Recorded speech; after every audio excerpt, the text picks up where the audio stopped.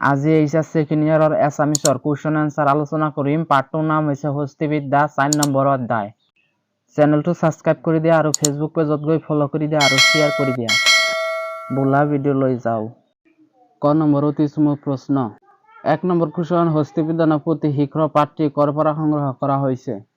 উত্তৰ, হস্তিবিদ্যা নামৰ পুথি শীঘ্ৰ পাঠটি যোগেন্দ্ৰ নাথ নাৰায়ণ ভূঞা সম্পাদিত সূৰ্য কুমাৰ ভূঞাৰ বিবিধ প্ৰবন্ধ নামৰ গ্ৰন্থখনৰ পৰা সংগ্ৰহ কৰা হৈছে। 2 নম্বৰ কুৱেশ্যন, হস্তিবিদ্যা নামৰ পুথি শীৰ্ষক প্ৰবন্ধটি প্ৰথমতে ক'ত প্ৰকাশ পাইছিল? উত্তৰ, ডক্টৰ সূৰ্য কুমাৰ ভূঞাৰ দ্বাৰাই ৰচিত হস্তিবিদ্যা নামৰ পুথি শীৰ্ষক প্ৰবন্ধটি প্ৰথমে প্ৰকাশ পাইছিল 1953 চনত শুক্লেশ্বৰ বৰা সম্পাদিত জয়ন্তী আলোচনীত।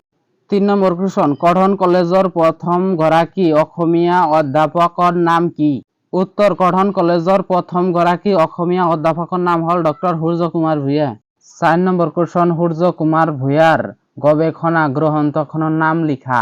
উত্তৰ, সূৰ্য কুমাৰ ভূঞাৰ গৱেষণা গ্ৰন্থৰ নাম হ'ল Anglo Assamese relation 1771-1826। 5 number question, হস্তিবিদ্যা নৱহাৰ সংগ্ৰহ পুথিখন কোনে ৰচনা কৰিছিল? উত্তৰ, হস্তিবিদ্যা নৱহাৰ সংগ্ৰহ পুথিখন সুকুমাৰ বৰকাকতে ৰচনা কৰিছিল। খ নম্বৰ চমু প্ৰশ্ন। 1 নম্বৰ কুৱেশ্যন, হস্তিবিদ্যা নৱহাৰ সংগ্ৰহ পুথিখন কোনে কেতিয়া ৰচনা কৰিছিল? উত্তৰ, হস্তিবিদ্যা নৱহাৰ সংগ্ৰহ পুথিখন অসমৰ স্বৰ্গদেউ শ্ৰীসিংহ মহাৰাজ আৰু বনকুঁৱৰী অম্বিকা দেৱী আদেশ অনুসৰি সুকুমাৰ বৰকাকতে 1696 শতকত অৰ্থাৎ 1734 খ্ৰীষ্টাব্দত ৰচনা কৰিছিল। 2 নম্বৰ কুৱেশ্যন, পুৰণি অসমীয়া সচিত্ৰ পুথি দুখনৰ নাম লিখা। উত্তৰ, পুৰণি অসমীয়া সচিত্ৰ পুথি দুখনৰ নাম হ'ল লৱকুশৰ যুদ্ধ আৰু গীত গোবিন্দ। 3 নম্বৰ কুৱেশ্যন, হস্তিবিদ্যা নৱ পুথিৰ চিত্ৰবোৰ কোনে অংকন কৰিছিল? উত্তৰ, হস্তিবিদ্যা নৱ পুথিৰ চিত্ৰবোৰ দিলবৰ আৰু দুখাই নামৰ দুজন চিত্ৰকৰে অংকন কৰিছিল। 4 নম্বৰ কুৱেশ্যন, হস্তিবিদ্যা নৱ পুথিত কোনকেইজন লোকৰ চিত্ৰ অংকিত হৈছে? উত্তৰ, হস্তিবিদ্যা নৱ পুথিত গ্ৰন্থকাৰ সুকুমাৰ বৰকাকত, চিত্ৰকাৰ 2 গৰাকী দিলবৰ আৰু দুখাই, স্বৰ্গদেউ শ্ৰীসিংহ, বনকুঁৱৰী অম্বিকা দেৱী আৰু তেওঁলোকৰ সন্তান ৰাজকুমাৰ উগ্ৰসিংহ কোঁৱৰৰ চিত্ৰ অংকিত হৈছিল।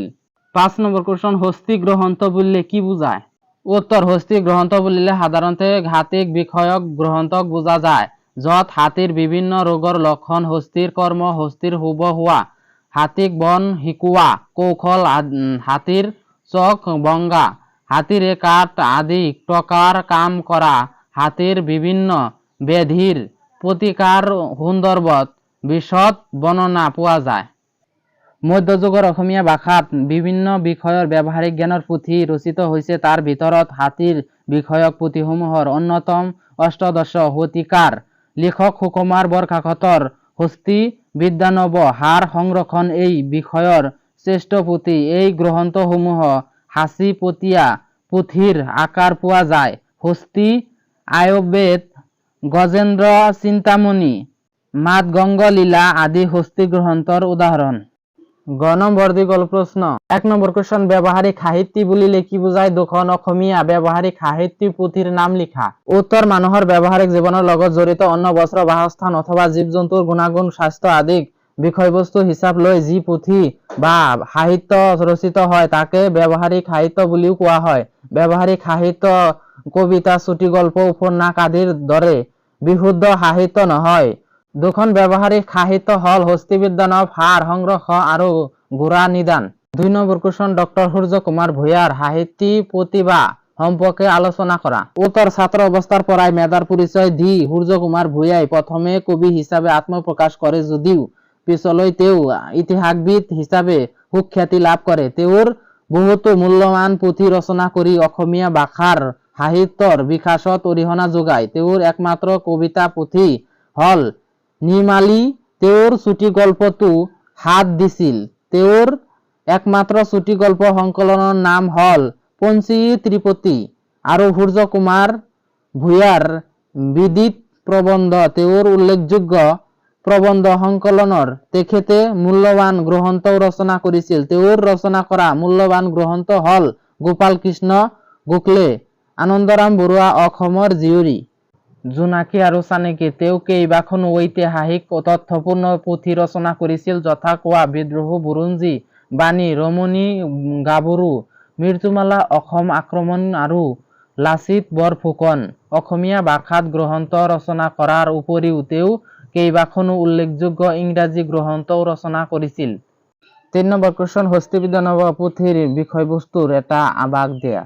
উত্তৰ, হস্তিবিদ্যা নব পুথিৰ হ'ল হাতীৰ বিষয়ক এক উল্লেখযোগ্য পুথি। এই পুথিখনৰ সুকুমাৰ বৰকাকতে ১৭৩৪ চনত আহোম ৰজা শিৱসিংহ আৰু বনকোঁৱৰী অম্বিকা দেৱীৰ আদেশ অনুসৰি ৰচনা কৰিছিল। এইখন হ'ল এক সচিত্ৰ পুথি। ইয়াৰ ছবিবোৰ দিলবৰ আৰু দুখাই নামৰ দুজন শিল্পকাৰে অংকন কৰিছিল। পুথিখনত চিত্ৰকৰ দুগৰাকী, শিৱসিংহ, বনকোঁৱৰী অম্বিকা দেৱী আৰু ৰাজকুমাৰ উগ্ৰসিংহ কোঁৱৰৰ ছবি অংকন কৰা হৈছিল। ৰজা হস্তিবিদ্যা পুথিৰ বিভিন্ন প্ৰকাৰ আৰু চৰিত্ৰৰ হাতী বিৱৰণ দাঙি ধৰিছে। ইয়াৰ লগতে হাতীশাল নিৰ্মাণৰ নিয়ম, হাতীৰ দাঁত, মূল্য আদি বিষয়েও বৰ্ণনা পোৱা যায়। গদ্যত ৰচিত পুথিখনৰ ৰচনাশৈলী উচ্চ গুণযুক্ত, প্ৰাচীন অসমৰ চিত্ৰকলা আৰু ব্যৱহাৰিক সাহিত্যৰ স্বাক্ষৰ স্বৰূপ। এই পুথিখন চাই মহাত্মা গান্ধী, পণ্ডিত জৱাহৰলাল নেহৰু, ড ৰাজেন্দ্ৰ প্ৰসাদ আদি বহুতো খ্যাতনামা ব্যক্তিয়ে বৰকৈ প্ৰশংসা কৰি গৈছে। পুথিখন অসমীয়া জাতিৰ অমূল্য সম্পদ। ৪ নম্বৰ কুৱেশ্যন, মংগলদায়ক হাতীৰ লক্ষণ সম্পৰ্কে হস্তিবিদ্যা নব পুথিত থকা বিৱৰণটি নিজৰ ভাষাত লিখা। উত্তৰ, হস্তিবিদ্যা নব পুথিখন সুকুমাৰ বৰকাকতে ৰচনা কৰা এখন উল্লেখযোগ্য হাতী বিষয়ক পুথি। ইয়াত বিভিন্ন প্ৰকাৰৰ আৰু প্ৰকৃতিৰ হাতীৰ বিৱৰণ দাঙি ধৰা হৈছে। মংগলদায়ক হাতীৰ বিষয়ে পুথিখনত কোৱা হৈছে যে যিবোৰ হাতীৰ শ্যামবৰ্ণ সুন্দৰ শৰীৰ, স্থৰ, এই দুই দন্ত, দীৰ্ঘ সমান ৰংগ কৰা, আগলৈকে চাপি যোৱা কালচিলি বৰ্ণ, অগ্ৰজোঙা নখ, অল্প কলীয়া আৰু বলৱন্ত, সেইবোৰৰ হাতীক মংগলদায়ক হাতী বুলিও কোৱা হয়। ৰজাৰ মংগলদায়ক হাতী থাকিলে বহুত ধন লাভ হয়। এনে হাতী সহজত বশ হয়। ৫ নম্বৰ কুৱেশ্যন, হস্তিবিদ্যা নব পুথিৰ গদ্যশৈলীৰ বিষয়ে চমুকৈ আলোচনা কৰা। উত্তৰ, সুকুমাৰ বৰকাকতে ১৭৩৪ খ্ৰীষ্টাব্দত আহোম ৰজা শিৱসিংহ আৰু বনকোঁৱৰী অম্বিকা দেৱীয়ে আদেশক্ৰমে হস্তিবিদ্যা নব সাৰ সংৰক্ষণ নামৰ সচিত্ৰ পুথিখন ৰচনা কৰে। ইয়াত ভাষা গদ্য। এই গদ্য ওজন গুণ বিশিষ্ট, বাক্যৰ গঠনত সৰল অসমীয়া ভাষাৰ চানেকি পোৱা যায়। উদাহৰণস্বৰূপে হস্তিবিদ্যা নব পুথিখনৰ পৰা এটি কাব্য উদ্ধৃত কৰা হ'ল। পাতলৰ যাতে যি হাতী আছে, তাৰ মুখখন দেখি গাৰ আতুল, ছন্দৰ বৰ্ণনা হেন দেখি যেন মাটি লুটি যায়, মূৰ জোকাৰি থাকে পানী পৰোৱা, ভুল যেন ভুল খৰ।